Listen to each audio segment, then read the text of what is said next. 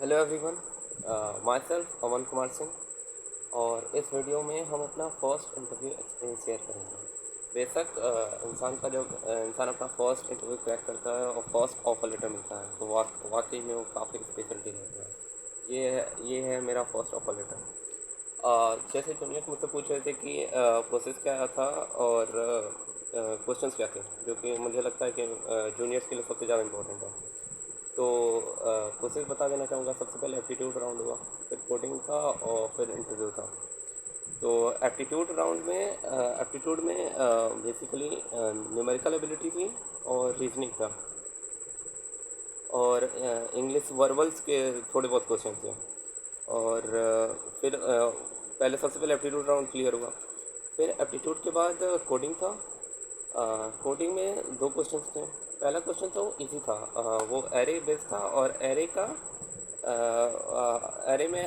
के अंदर मौजूद हाईएस्ट वैल्यू निकालनी थी। मुझे एरे के अंदर हाईएस्ट वैल्यू निकालनी थी। मुझे लग रहा है ये काफ़ी इजी क्वेश्चन था। सेकंड क्वेश्चन थोड़ा टफ था। वो हैश मैप का क्वेश्चन था। और उसे सॉल्व करने में मुझे थोड़ा टाइम लग गया था। उसके बाद 1 बजे तक, दिन के 1 बजे तक मेरा कोडिंग राउंड कंप्लीट हो गया था। उसके बाद लगभग कुछ थोड़ी देर बाद रिज़ल्ट आई, और लगभग शाम के 6:30 बजे फाइनली इंटरव्यू राउंड के लिए बुलाया गया। इंटरव्यूअर ने मुझसे सबसे पहले इंट्रो मांगा। इंट्रो हुआ। इंट्रो के बाद प्रोजेक्ट के ऊपर क्वेश्चन आए। मतलब मैंने अपना प्रोजेक्ट एक्सप्लेन किया। मैंने जो प्रोजेक्ट बनाया था वो था बेसिकली एक job portal, full stack job portal, जिसमें मर्न टेक्नोलॉजी को यूज़ किया था, मंगो डीबी एक्सप्रेस, नोड.जेएस एंड रिएक्ट। तो सबसे ज़्यादा इस चीज़ के ऊपर क्वेश्चन पूछा गया। तो एक चीज़ वो ये कि इंटरव्यू के दौरान वो चीज़ें ना बोलो जो तुम्हें नहीं पता हो।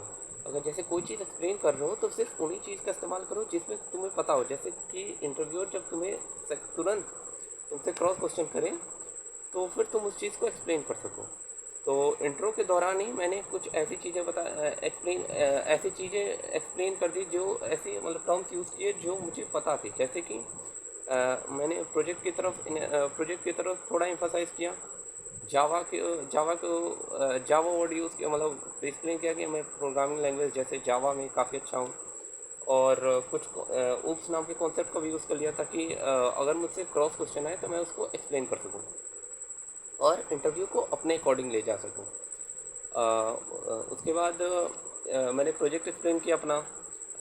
प्रोजेक्ट था कि मन स्टैक पर। इसके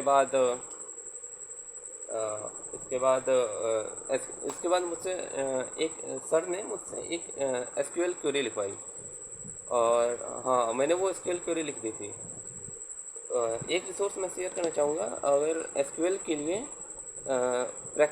प्रैक्टिस करने के लिए मुझे लगता है कि सबसे सही प्लेटफॉर्म, जो मतलब कई सारे प्लेटफॉर्म्स हैं जो सही है, मतलब सही है, बट मैंने जहाँ से प्रैक्टिस की वो हैकर रैंक है।